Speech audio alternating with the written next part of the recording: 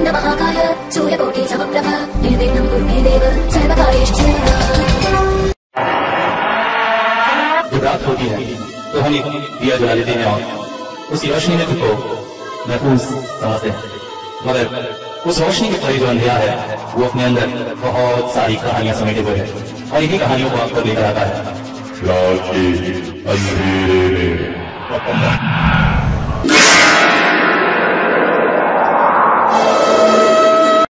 हिंदू धर्म कहे तो अब देवता, भूत प्रेत, इस्लाम में कहें तो जिन्न, शैतान, इब्लीस, बाइबल के अनुसार कहें तो डीमन, शैतान, लूसीफर, ऐसे कई नाम हैं जिन्हें आपने कई बार सुना होगा। आप में से कुछ लोग इनको मानते भी होंगे, आप में से कुछ लोग ये कहेंगे कि ये सब कोरी कल्पनाएं हैं। मगर क्या हनुमान जी आज तक जीवित नहीं है? क्या अश्वत्थामा अपने सिर पर घाव लिए पूरी पृथ्वी पर नहीं घूम रहा है? क्या बौद्ध धर्म के विलामा लंबी समाधि में नहीं है जो कभी भी जीवित हो उठ सकते हैं? अगर पवित्र शक्तियां इस धरती पर हैं तो फिर अपवित्र शक्तियों के होने पर कैसे प्रश्न चिन्ह उठाया जा सकता है? ऐसे ही एक पौराणिक राक्षस था रक्तबीज, जो अपने ही रक्त को धरती पर गिराकर अपने जैसे न जाने कितने राक्षसों को उत्पन्न कर सकता था। पौराणिक कहानी के अनुसार तो वो इस धरती से चला गया है, मगर क्या सचमुच वो चला गया है? क्या ऐसा संभव नहीं है कि आज भी वो रूप बदलकर हमारे बीच ही रह रहा है और धीरे धीरे मानव समाज को नष्ट करता जा रहा है और बहा रहा है खून की बूंदें, और उन बूंदों से और रक्त बीज उत्पन्न हो रहे हैं और हमारे समाज में पूरी तरह से फैले हुए हैं अनजाने, गुप्त। क्या पता उनका अगला शिकार आप हो। सुदूर कोरबा की पहाड़ियों के पास बसा हुआ हमारा गांव, पास ही से बहती है सहवाल नदी। एक तरह से एक बड़ा सा टापू कह सकते हैं इसे, जिसमें कुछ एक घर हैं, आसपास जंगल झाड़ियों का समूह। घर एक दूसरे से दूर दूर हैं। पास के गांव में जाना हो तो एक सकरा सा रास्ता है और एक लकड़ी का पुल है जो सहवाल नदी से उस पार कराती है। हमारे गांव में आबादी कुछ कम ही है। बिजली अभी आई तो है, मगर सबके घर में नहीं। कुछ लोग जो पैसे वाले हैं उन्होंने बिजली ली है, और कुछ लोग उनकी पोल से चुराकर बिजली उपयोग करते हैं।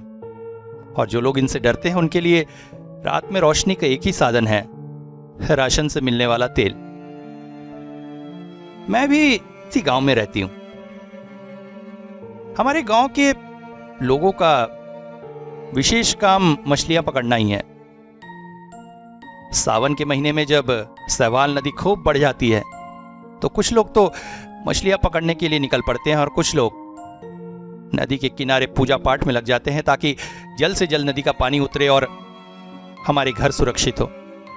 क्योंकि जैसे ही नदी का पानी बढ़ता है हमारे गांव में पानी भर आता है। आसपास जंगल, पेड़ इत्यादि इतने हैं कि सावन के महीने में, भादों के महीने में न जाने कितने ही लोग सांप के काटने का शिकार हो जाते हैं। यहाँ आसपास डॉक्टर इत्यादि तो है नहीं, शहर ही दौड़ना पड़ता है। कई लोग रास्ते में ही मर जाते हैं और कुछ लोग किस्मत वाले शहर के हॉस्पिटल तक पहुंचकर बच जाते हैं। गांव में कोई भी ऐसा घर नहीं है जिसमें कोई अनहोनी न हुई हो। अब मेरे घर की ही बात ले लो। मेरे पिता भी, मैं जब छोटी थी तब एक बार मछली पकड़ने के लिए नाव लेकर गए थे और नाव उलट जाने से नदी में डूबकर ही उनकी मौत हो गई थी। तब से मैं और माँ घर का सहारा है। मैंने बचपन से कभी अपने आप को बेटी के रूप में नहीं पाया, बल्कि माँ के लिए बेटा बनने की ही कोशिश की है।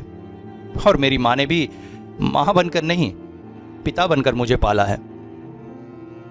घर का कोई भी काम हो हम माँ बेटी मिलकर ही करते हैं, जो काम दूसरे घरों के मर्द किया करते हैं। जब बरसात में पानी भर जाता है तो कुदाल लेकर मैं ही आसपास की जमीन काटने निकल पड़ती हूं ताकि पानी बाहर निकल सके।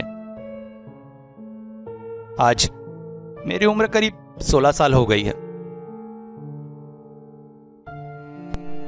पास ही के शहर के स्कूल में 11वीं की छात्रा हूं। दूसरी लड़की और लड़कों की तरह मैं भी रोज साइकिल लेकर निकल पड़ती हूं उस सकरे लकड़ी के पुल को पार कर शहर की ओर, कभी पैदल कभी साइकिल में, सभी चलते हुए ऐसे ही हमारा जीवन बीत रहा है। उस दिन शाम को स्कूल से लौटते हुए लकड़ी के पुल के पास ही कुछ लोगों को इकट्ठा पाया। सोचा क्या हो गया है गांव में। बातें सुनने की कोशिश की तो कुछ शब्द ही कान में आए। अरे फिर चंद्रग्रहण आने वाला है। हाँ चंद्रग्रहण, पूर्ण चंद्रग्रहण। ओह पता नहीं क्या होगा अब। मैं चौंक पड़ी, चंद्रग्रहण से इतना डर क्यों। घर लौटी तो शाम ढल रही थी। हम लोग बतख पालते हैं। मैं निकल पड़ी पास ही के घाट की ओर बतखों को घर लाने के लिए। वहां पर ही कुछ महिलाएं बर्तन धो रही थी, वो भी आपस में बातें कर रही थी। दीदी फिर से चंद्रग्रहण आने वाला है, पता नहीं इस बार गांव पर क्या विपत्ति आएगी। ओफ, मैं आश्चर्यचकित हो उठी। चंद्रग्रहण से गांव पर विपत्ति, ये सब बात क्या है। मुझे देखते ही मेरी बतखें दौड़ती हुई मेरे पीछे आ गई। मैं घर को लौटने लगी। अब धीरे धीरे सांझ ढल रही थी। आसपास की जंगल झुंझाटियों में झिंगुरों ने शोर मचाना शुरू कर दिया था। मेरे पीछे पीछे आ रही थी लोहार दादी। लोहार दादी हमारे घर से कुछ दूरी पर ही रहती है। पति का देहांत हो चुका है, बेटा शहर में नौकरी करता है। लोहार दादी बेचारी मिर्गी की मरीज है, कभी कभी दौरे भी पड़ जाते हैं। ऐसे में गांव में समय बिताने का उनका एक ही सहारा हम गांव वाले ही हैं। हाँ तो जब भी समय मिलता है कभी इसके घर कभी उसके घर बैठकर समय बिताती है। एक तरह से समय भी बीत जाता है, दूसरा किसी के साथ रहने से डर भी कम रहता है। क्या पता कब अकेले घर में फिट आ जाए और कोई सहायता करने ना आए। मां इस वक्त चिमनी जलाकर खाना पका रही थी। मैं आंगन में चढ़कर पास ही के डब्बे से मुर्रा निकालकर खाने बैठ गई। लोहार दादी मां के पास ही दरवाजे की चौखट पर बैठ गई। हमारे गांव में एक अजीब सी प्रथा है, अमावस्या वाले दिन रात में कोई चूल्हा नहीं जलाता है। लोहार दादी माँ से बोली, तुम लोग भी बड़े अजीब हो भाई। अरे आज के दिन कम से कम सवेरे सब कुछ काम करके रख देना चाहिए। हाँ, अरे आओ दीदी, माँ ने कहा। तुम तो जानती हो मैं और मेरी बेटी ये सब पुराने विचार नहीं मानते हैं, इसलिए ये सब बातें हमें मत कहा करो। हाय, अरे हमारे बड़े बूढ़े कुछ सोच समझ कर ही तो नियम बना गए होंगे। तुम लोग ना आजकल के लोग बड़े अजीब हो। अच्छा, घर में पंचांग है क्या? पंचांग? अरे हम लोग ज्यादा पूजा पाठ ही नहीं मानते तो पंचांग का क्या करेंगे। अब जो कहना है खुलकर कहो। अरे पंचांग में देखो, इस बार पूर्ण चंद्रग्रहण पड़ा है पूर्णिमा को। गांव वालों की तो नींद उड़ गई है। 15 दिन बाद ना जाने क्या हो। सुनते ही अचानक माँ ने करछुल चलाना बंद कर दिया, जैसे उनके हाथ जम गए थे। कुछ पलों के लिए आसपास एकदम शांति छा गई।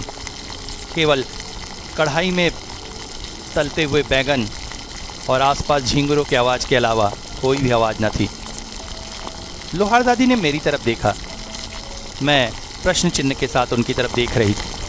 मुझे देखकर बोली, तू बेटी तब बहुत छोटी थी, ये तब की बात है जब इस गांव में पूर्णिमा के दिन पूर्ण चंद्रग्रहण लगा है। महाविनाश हुआ है रे, किसी न किसी की मौत हुई है। शुरुआत हुई थी उस बार से। उस बार 3 महीने के अंतर में 2 पूर्णिमा को लगातार 2 चंद्रग्रहण था। उस समय तेरे दादा जिंदा थे। अब मेरे ख्याल से नवंबर का महीना होगा। हम लोग खा पी कर सोने ही जा रहे थे कि अचानक दरवाजे पर दस्तक हुई। दादा ने दरवाजा खोला तो हेमू महतो का लड़का था। कहता था उसके पिता की मौत हो गई है अचानक। हम लोग तो चौंक कर दौड़ पड़े। जब उसके घर जाकर देखा तो आंगन के पास की छपरी में ही खाट पर बेचारा बूढ़ा मरा हुआ पड़ा था। आंखें फटी हुई, हाथ पांव एकदम से मुड़ गए थे। कोई मुर्दा इतनी जल्दी ऐसा सख्त हो जाता है, ये तो आज तक नहीं देखा। उस दिन उनके घर में कुछ मेहमान आए थे, इसलिए बेचारा आंगन की छपरी में ही सोया था। तब महतो के बेटे ने बताया कि अचानक रात में उसने बाहर कोई परछाई देखी थी। चौंक कर जब खिड़की से झांका तो देखा पास ही के बेशरम के जंगलों की तरह एक आकृति जा रही थी। वो बिल्कुल दुबली पतली अजीब सी आकृति थी। सर पर बाल नहीं और हाथ और पैरों के बल धीरे धीरे घिसट घिसट कर चल रही थी। चांद की हल्की रोशनी में जो कुछ उसने देखा था सब कुछ सबको बताया। सब चौंक पड़े थे। लग रहा था ये सामान्य मौत नहीं है। ऐसा लगता था जैसे महतो के पूरे शरीर से किसी ने खून चूस लिया था। पुलिस आई, खोजबीन हुई, मगर पुलिस कहां इन सब बातों पर विश्वास करती है।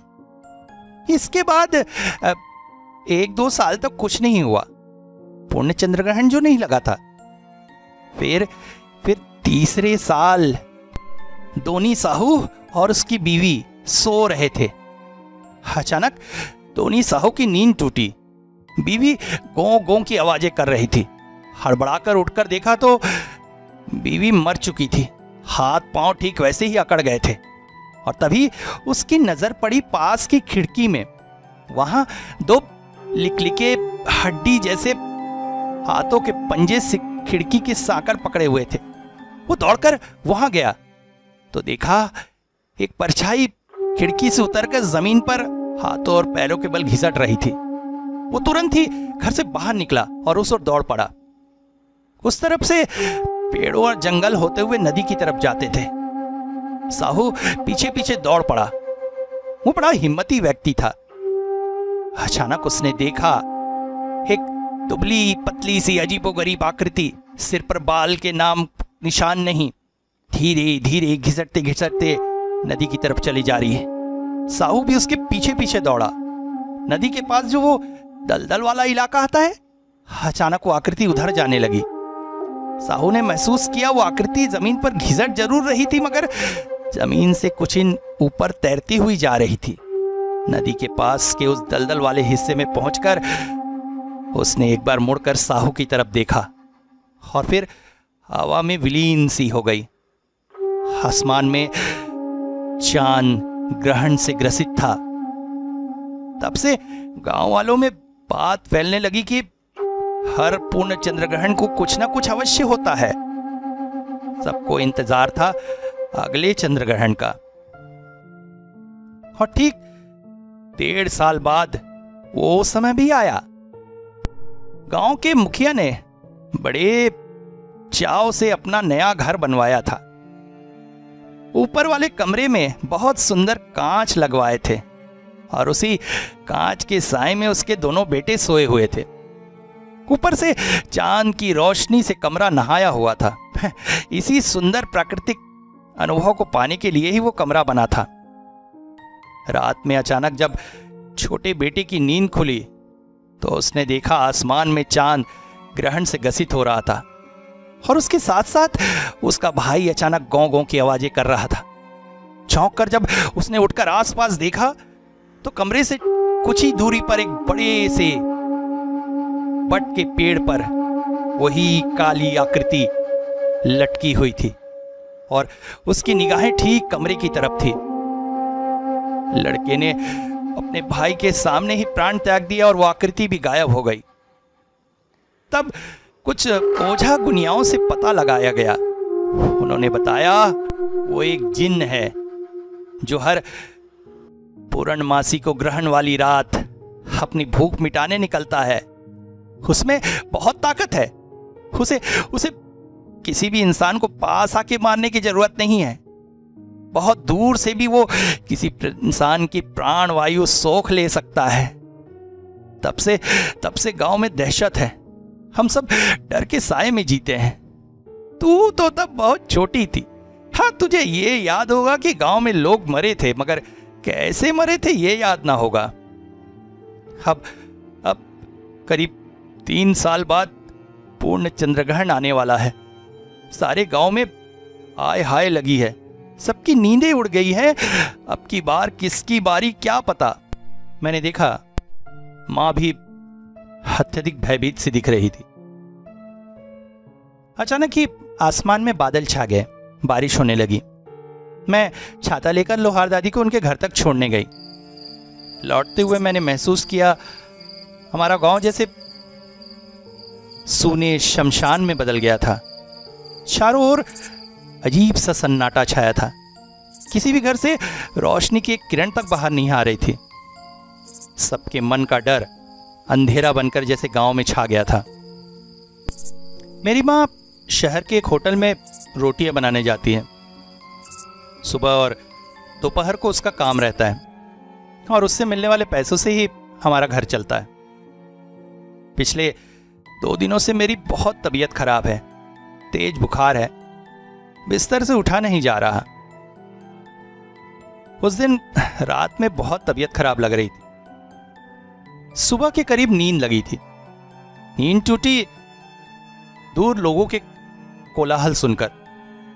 घड़ी की तरफ देखा तो 12 बज रहे थे और बहुत देर सो गई। मां काम पे जा चुकी थी। उठकर देखना चाहा किस बात का कोलाहल है, मगर मैं उठ न सकी।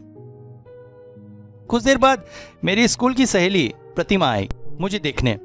कैसी है रे? तबीयत खराब है रे, बहुत कमजोरी लग रही है, बुखार भी है। ओ, तो लेटी रह।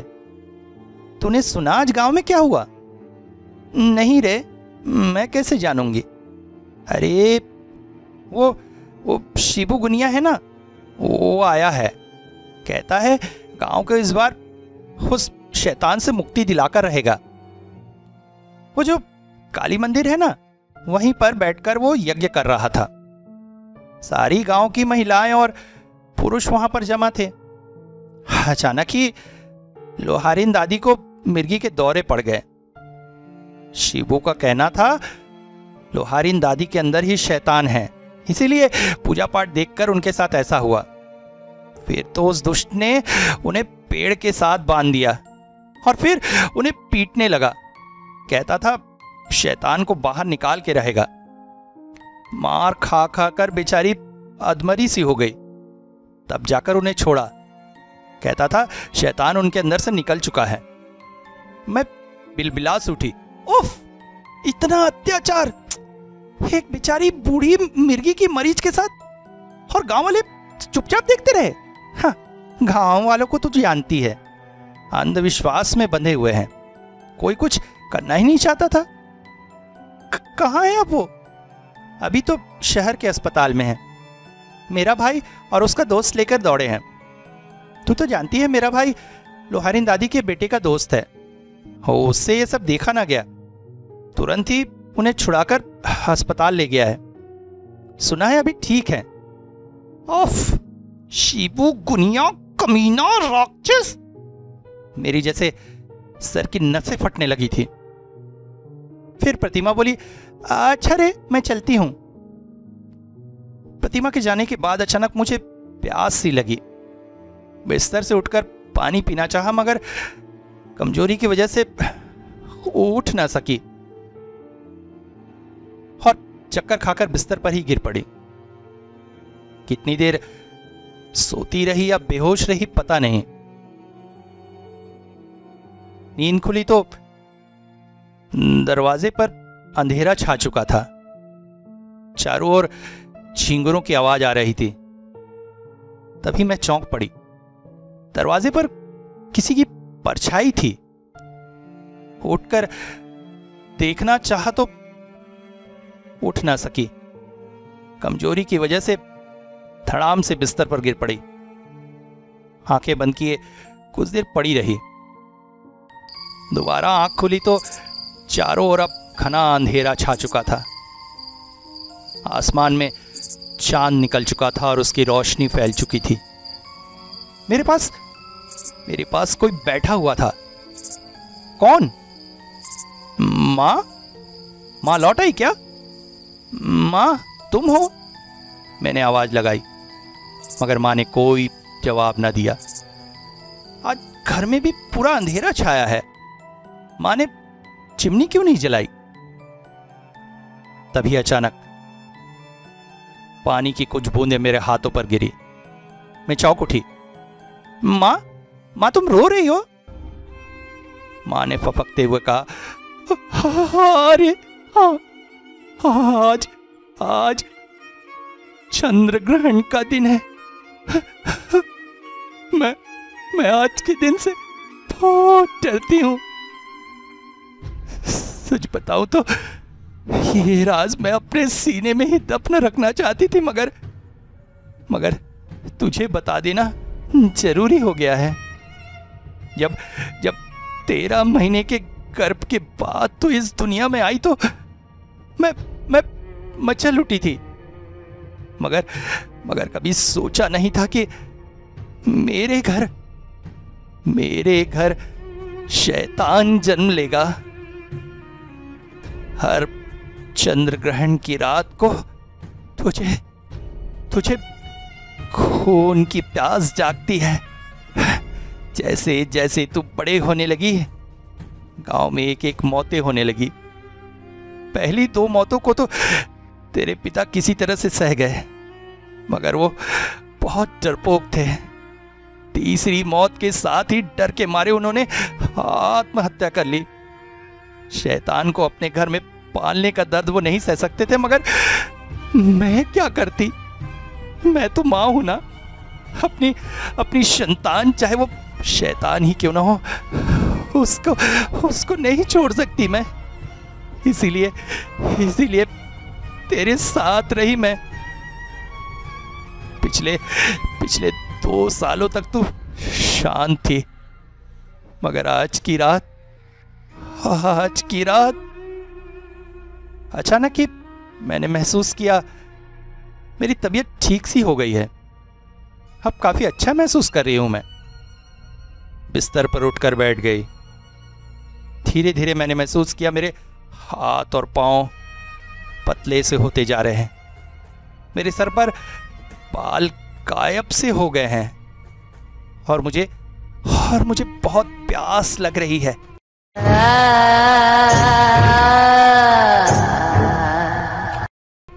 खून की प्यास। आसमान में चांद धीरे धीरे ग्रहण के साए से ढकता जा रहा था।